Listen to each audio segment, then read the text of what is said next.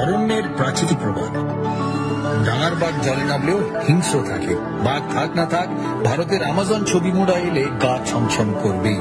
অবশ্য বিপদ থেকে রক্ষা করার জন্য স্বয়ং মা দুর্গা রয়েছেন এখানে।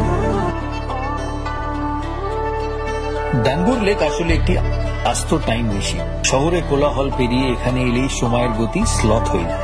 টলটলে শান্ত জলের নৌকা করে ভেসে পড়লেই হল। প্রতি বছর শয়ে শয়ে এই সেই ত্রিপুরার বিখ্যাত নীরমহল। শুধু বিরাট দিঘি নয়, প্রাসাদ ঘিরে রয়েছে দীর্ঘ ইতিহাস।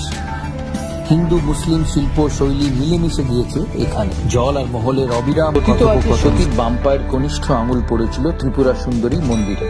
এই মন্দিরে মিলেমিশে গিয়েছে বৈষ্ণব ও শাক্ত ধারা। মায়ের মন্দিরে স্পন্দিত হয় গোটা উত্তর পূর্ব ভারতের হৃদয়। চোখ বুঝলে দেওয়ালেরও নাকি কান থাকে। এখানে এলে অবশ্য দেওয়ালি কান পাতা অনিবার্য, কারণ এই প্রাসাদের প্রতিটি দেওয়ালে শোনা যায় ইতিহাসের কথা। গোটা ত্রিপুরা হৃদস্পন্দন ধ্বনিত হয় এই উজ্জয়ন্ত প্রাসাদে। এই প্রাসাদ ভারতের উত্তর পূর্বের গর্বের কাহিনী। এই কাহিনী ইতিহাসের, ঐতিহ্যের, পরম্পরা। এই কাহিনী ত্রিপুরা। কবে আসছেন ত্রিপুরায়?